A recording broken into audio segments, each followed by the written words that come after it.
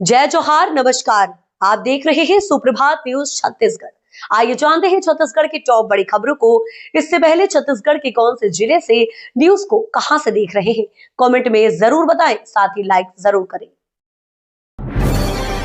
बस्तर को रायपुर जगदलपुर हैदराबाद नई फ्लाइट की सौगात 28 मार्च से होगी शुरू। बस्तर क्षेत्र के हवाई यात्रियों के लिए अच्छी खबर है।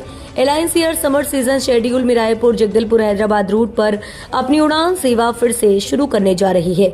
ये फ्लाइट हफ्ते में 3 दिन संचालित होगी और इसकी शुरुआत 28 मार्च से होने की संभावना है। इससे बस्तर के लोगों को राजधानी रायपुर और हैदराबाद की सीधी कनेक्टिविटी मिलेगी, जिससे व्यापार, पर्यटन और चिकित्सा जैसी सुविधाओं में आसानी होगी। यह सेवा उड़ान क्षेत्रीय कनेक्टिविटी स्कीम के तहत संचालित होगी, जिसका उद्देश्य दुर्गम और कम विकसित क्षेत्रों में हवाई संपर्क बढ़ाना है। 3 दिन बंद रहेंगी शराब दुकानें, अंबिकापुर कलेक्टर ने जारी किया आदेश। अंबिकापुर में आयोजित कार्यक्रम को लेकर जिले में शुष्क दिवस घोषित किया गया है, जिसके चलते आज 13 से 15 फरवरी तक शराब दुकानें बंद रहेंगी। कलेक्टर एवं जिला दंडाधिकारी अजय बंसत ने छत्तीसगढ़ आबकारी अधिनियम 1915 की धारा 24 की उपधारा के अंतर्गत शराब दुकानों को बंद करने का आदेश जारी किया है। बताया है कि आयोजित मैनपाट महोत्सव 13, 14 एवं 15 फरवरी को कानून व्यवस्था एवं लोक शांति को दृष्टिगत रखते हुए रूपा खार मैनपाट में संचालित FL 1 घग कंपोजिट विदिशा मदिरा दुकान को पूर्णतः बंद रखने के लिए कहा गया है। मैनपाट महोत्सव 2026 3 दिवसीय महोत्सव का शुभारंभ आज। छत्तीसगढ़ के शिमला कहे जाने वाले मैनपाट में 3 दिवसीय मैनपाट महोत्सव का शुभारंभ आज 13 फरवरी को दोपहर 1:30 बजे मुख्यमंत्री विष्णुदेव साय करेंगे। महोत्सव में भोजपुरी स्टार मनोज तिवारी, बॉलीवुड सिंगर कनिका कपूर और सहित कई नाम कलाकार अपनी प्रस्तुतियां देंगे। मैनपाट के रोपाखार जलाशय के पास महोत्सव स्थल की तैयारियां पूरी हो गई हैं। इस साल महोत्सव में एडवेंचर गेम्स, बोटिंग, झूले, भव्य मेला और दंगल जैसे आकर्षक कार्यक्रम होंगे। छत्तीसगढ़ की महिला अभ्यर्थियों को बड़ा मौका, 23 फरवरी को होगी सेना पुलिस भर्ती रैली। इंडियन आर्मी 23 फरवरी को पुलिस ग्राउंड छिंजरी में महिला मिलिट्री पुलिस पद के लिए एक रिक्रूटमेंट रैली करेगी। ये recruitment rally army recruiting office Raipur के अधिकारी क्षेत्र के तहत आने वाली सभी 33 जिलों की योग्य महिला उम्मीदवारों के लिए खुली होगी। ये रिक्रूटमेंट प्रोसेस उन महिला कैंडिडेट्स के लिए है जिन्होंने 23 जून 2025 और 10 जुलाई 2025 के बीच इंडियन आर्मी द्वारा आयोजित ऑनलाइन कॉमन एंट्रेंस एग्जाम को सफलतापूर्वक पास किया।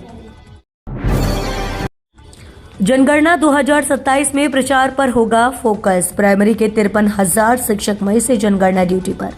प्रदेश के 30,000 से अधिक सरकारी प्राथमिक स्कूलों में पढ़ने वाले 31 लाख से ज्यादा बच्चों की पढ़ाई अगले शैक्षणिक सत्र में आंशिक रूप से प्रभावित हो सकती है। वजह है करीब 53,000 प्राथमिक शिक्षकों की ड्यूटी राष्ट्रीय महत्व की जनगणना प्रक्रिया में लगाया जाना। जनगणना का पहला चरण मई से सितंबर 2026 तक और दूसरा चरण फरवरी 2027 से शुरू होगा। श्रमिकों के लिए KYC कराना अनिवार्य। श्रम विभाग के अंतर्गत छत्तीसगढ़ भवन और अन्य सनिर्माण कार्यक्रम कल्याण मंडल तथा छत्तीसगढ़ असंगठित कर्मकार राज्य सामाजिक सुरक्षा मंडल में पंजीकृत श्रमिकों के लिए KYC कराना अनिवार्य कर दिया गया है। उनका नाम आधार कार्ड में दर्ज नाम के अनुरूप सत्यापित किया जाएगा। जिन हितग्राहियों के श्रमिक पंजीयन कार्ड में अंकित नाम और आधार कार्ड में अंकित नाम में भिन्नता पाई गई, उन्हें अनिवार्य रूप से KYC कराना होगा। गोंदिया में प्लेटफॉर्म 3 की काम की चलती 24 अप्रैल तक 14 ट्रेनें रद्द। शालीमार कोरबा रूट प्रभावित। दक्षिण पूर्व मध्य रेलवे के नागपुर मंडल के अंतर्गत गोंदिया रेलवे स्टेशन पर रेल सुविधाओं के विस्तार और ट्रैक रखरखाव का कार्य किया जाना है। स्टेशन के प्लेटफॉर्म 3 की लाइन क्रमांक 5 में स्थित वॉशेबल एप्रन को डिस्मेंटल कर उसे बैलिस्टर्ड ट्रैक में परिवर्तित करने का निर्णय लिया गया है। रेलवे प्रशासन ये कार्य 5 अप्रैल से 24 अप्रैल तक करेगा। इसके चलते रेलवे ने शालीमार, कोरबा और रायगढ़ रूट के 14 एक्सप्रेस ट्रेनों को रद्द कर दिया है। RTE में बड़ा बदलाव, अब सिर्फ पहली कक्षा में मिलेगा प्रवेश। रायपुर में 1500 से ज्यादा सीटें कम। निःशुल्क एवं अनिवार्य बाल शिक्षा का अधिकार के अंतर्गत वर्ष 2026-27 के प्रवेश के लिए आधिकारिक प्रक्रिया जारी है। जल्दी RTE के तहत प्रवेश भी शुरू हो जाएंगे। खास बात यह कि इस बार प्रवेश में छात्र की संख्या काफी कम हो गई है। सरकार के आदेशानुसार इस पर पहली कक्षा में ही RTE के तहत प्रवेश किए जाएंगे। रायपुर में कुल 828 स्कूल में प्रवेश दिए जाएंगे। जिला शिक्षा अधिकारी रायपुर से प्राप्त जानकारी के अनुसार नोडल अधिकारी द्वारा सत्यापन की कार्य जारी है। फेयरवेल पार्टियों में स्टंटबाजी पर सख्ती, स्कूल के लिए नया नियम, सुरक्षा ढांचा प्रस्तावित। छत्तीसगढ़ में स्कूलों के फेयरवेल कार्यक्रमों और अन्य छात्र आयोजनों को लेकर राज्य बालक अधिकार संरक्षण आयोग ने एहतियाती कदम उठाने की पहल की है। हाल के आयोजनों में छात्र द्वारा जोखिमपूर्ण गतिविधियों की प्रवृत्ति को देखते हुए आयोग ने संबंधित विभाग को सख्त दिशा निर्देश लागू करने की सिफारिश की। यदि कोई फेयरवेल या अन्य कार्यक्रम विद्यार्थियों की ओर से आयोजित किया जाता है तो इसकी पूर्व सूचना स्कूल प्रबंधन को देना अनिवार्य हो। छत्तीसगढ़ पीएससीसी परीक्षा के लिए नए निर्देश जारी, ड्रेस कोड से लेकर एंट्री टाइम तक सख्ती। राज्य सिविल सेवा भर्ती परीक्षा 2026 की प्रारंभिक परीक्षा 22 फरवरी 2026 को आयोजित की जाएगी। परीक्षा के लिए प्रवेश पत्र जारी कर दिए गए हैं। प्रदेश के सभी 33 जिलों में परीक्षा केंद्र बनाए गए हैं। लोक सेवा आयोग ने एडमिट कार्ड जारी करने के साथ ही विस्तृत दिशा निर्देश भी जारी किए हैं। आपको बता दें, परीक्षा में शामिल होने वाले सभी अभ्यर्थियों को हल्के रंग के आदि बहा वाले कपड़े पहनकर आना अनिवार्य है। काला, गहरा नीला, हरा, जामुनी, मैरून, बैंगनी और गहरे चॉकलेटी रंग के वस्त्र पूरी तरह प्रतिबंधित रहेंगे। पीएम मोदी और शाह ने बीजेपी में शामिल होने का बनाया था दबाव। छत्तीसगढ़ के पूर्व मुख्यमंत्री भूपेश बघेल के एक दावे से छत्तीसगढ़ की सियासत गरमाई हुई है। दरअसल देश के सीनियर वकील कपिल सिब्बल के पॉडकास्ट में एक बड़ा दावा किया गया है। इशारे में ही बीजेपी में शामिल होने का दबाव बनाया जाता था, पर उनके द्वारा आश्वासन नहीं दिए जाने पर और दिल्ली से उनकी वापसी होने के कुछ ही दिनों बाद उनके परिजनों और करीबियों के यहाँ केंद्रीय एजेंसियों के छापे पड़े थे। प्रदेश में शुष्क मौसम, तापमान में बड़ा बदलाव नहीं, रायपुर में छाई रही धुंध। छत्तीसगढ़ में आज 13 फरवरी 2026 को मौसम का मिजाज स्थिर बना रहेगा। किसी भी जिले के लिए बारिश या मौसम संबंधी चेतावनी जारी नहीं की गई है। भारत मौसम विज्ञान विभाग मौसम केंद्र रायपुर द्वारा जारी पूर्वानुमान के अनुसार प्रदेश के सभी जिलों में मौसम शुष्क रहने की संभावना है। अगले कुछ दिनों तक तापमान सामान्य के आसपास रहने का अनुमान है। दिन में हल्की गर्मी और रात व सुबह के समय हल्की ठंड बनी रहेगी। अवैध गुटखा भंडारण पर पुलिस की बड़ी कार्रवाई, 20 लाख का माल जब्त। राजधानी रायपुर में अवैध रूप से गुटखा भंडारण पर पुलिस ने बड़ी कार्रवाई की है। खमतराई क्षेत्र में की गई छापामार कार्रवाई में 160 बोरी सितार गुटखा और 300 बोरी तंबाकू जब्त किया गया है। दामों में बढ़ोतरी के बीच कालाबाजारी की आशंका पर पुलिस ने दबिश दी। कार्रवाई के दौरान मौके से 160 बोरी सितार गुटखा और 300 बोरी तंबाकू बरामद की गई है। पुलिस से मिली जानकारी के अनुसार खमतराई इलाके में लंबे समय से अवैध रूप से गुटखा का भंडारण किया जा रहा था। ईवी गाड़ियों को बढ़ावा देने की सरकार की बड़ी पहल, राजधानी समेत राज्य भर में पहली बार ऐसा हो रहा है जब निजी अपार्टमेंट और कॉम्प्लेक्स में भी ईवी चार्जिंग स्टेशन खुल सकेंगे। अभी तक ईवी गाड़ियों को चार्ज करने के लिए चार्जिंग स्टेशन खोलने का काम संबंधित जिला प्रशासन और निगम वाले ही कर रहे थे। इसमें नामी कंपनियों के साथ एमओयू भी किया जा रहा था। राजधानी में अभी 14 और राज्य भर में करीब 290 चार्जिंग स्टेशन है। विशेषज्ञों के अनुसार अभी छत्तीसगढ़ में 1,69,000 से ज्यादा ईवी गाड़ियां दौड़ रही हैं। इसकी तुलना में स्टेशनों की संख्या दोगुनी होनी चाहिए। जनगणना की तैयारी, रेंज 17 पदों पर एजेंसी के माध्यम से होगी भर्ती। जिले में भारत की जनगणना 2027 की तैयारियां तेज हो गई हैं।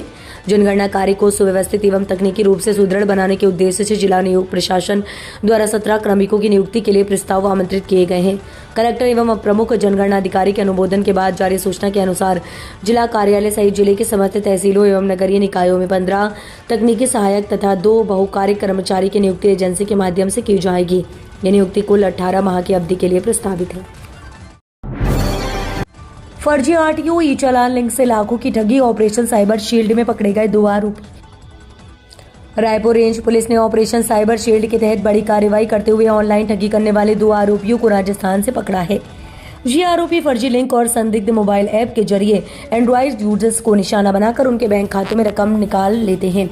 पुलिस महानिरीक्षक अमरेश मिश्रा के निर्देशन में की गई इस कार्रवाई में पृथ्वी कुमार बिश्नोई उर्फ राहुल और नरसिंह सिंह को गिरफ्तार किया गया है। दोनों के कब्जे से मोबाइल फोन, सिम कार्ड और बैंक खातों से जुड़े दस्तावेज बरामद किए गए हैं।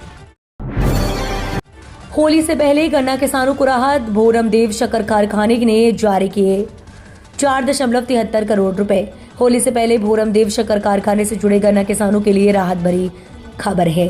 कारखाने ने किसानों के खातों में 4 करोड़ 73 लाख रुपए की राशि जारी की है, जिससे ग्रामीण अर्थव्यवस्था में उत्साह का माहौल बन गया है और खेती किसानी के साथ त्योहारी तैयारियों को भी बल मिला है। प्रशासनिक मार्गदर्शन में भुगतान प्रक्रिया निरंतर जारी रहने की जानकारी कारखाना प्रबंधन ने दी है। ठेमली को आइलैंड के रूप में किया जा रहा है विकसित, धमतरी कलेक्टर ने निरीक्षण कर अधिकारियों को दिए निर्देश। छत्तीसगढ़ के धमतरी जिले में गंगरेल बांध के छेमली क्षेत्र को पर्यटन आइलैंड के रूप में विकसित किया जा रहा है।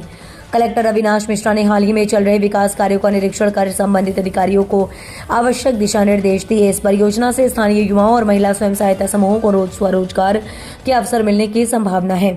निरीक्षण के दौरान उन्होंने पार्थवे निर्माण कार्य का पैदल चलकर जायजा लिया। सरगुजा में संगठित कोयला चोरी पर पुलिस कार्रवाई, 21 ग्रामीण गिरफ्तार। सरगुजा जिले में SCCL के अमीरा खदान में घुसकर संगठित कोयला चोरी करने के मामले में पुलिस ने कार्रवाई करते हुए 21 ग्रामीणों को गिरफ्तार किया है। ग्रामीणों के कब्जे से 1.5 टन कोयला, 19 बाइक और साइकिलें बरामद की गई हैं।